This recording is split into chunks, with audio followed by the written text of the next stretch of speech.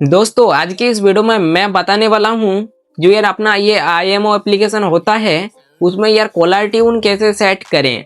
तो दोस्तों देखो, वो करने के लिए अपने फ़ोन में IMO एप्लीकेशन को ओपन करना। ओपन करने के बाद देखो यहाँ पे जो अपना लोगो है उस पर यहाँ पे क्लिक करना।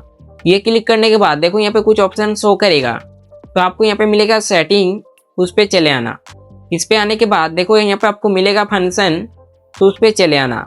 इस पे आने के बाद देखो आपको यहाँ पे नीचे मिल जाएगा यहाँ पे कॉलर ट्यून करके, तो उस पर एक बार क्लिक करना। एंड यार ये क्लिक करने के बाद यहाँ पे बहुत सारा यहाँ पे गाना शो करेगा। एंड दोस्तों देखो यहाँ पे आपको मिलेगा हिंदी, ट्रेंडिंग, इस्लामिक एंड यहाँ पे बंगाली भी है। तो दोस्तों देखो यहाँ पे जो भी आपको यहाँ पे गाना अच्छा लगे तो उसको यहाँ पे आपको यहाँ पे प्ले करके देख लेना है। एंड यार अगर आपको गाना अच्छा लगे तो देखो यहाँ पे सेट का ऑप्शन है, इसको यहाँ पे सेट पे क्लिक करना। एंड दोस्तों देखो सेट पे क्लिक करने के बाद ये जो गाना है यहाँ पे आपका कॉलर ट्यून में सेट हो जाएगा।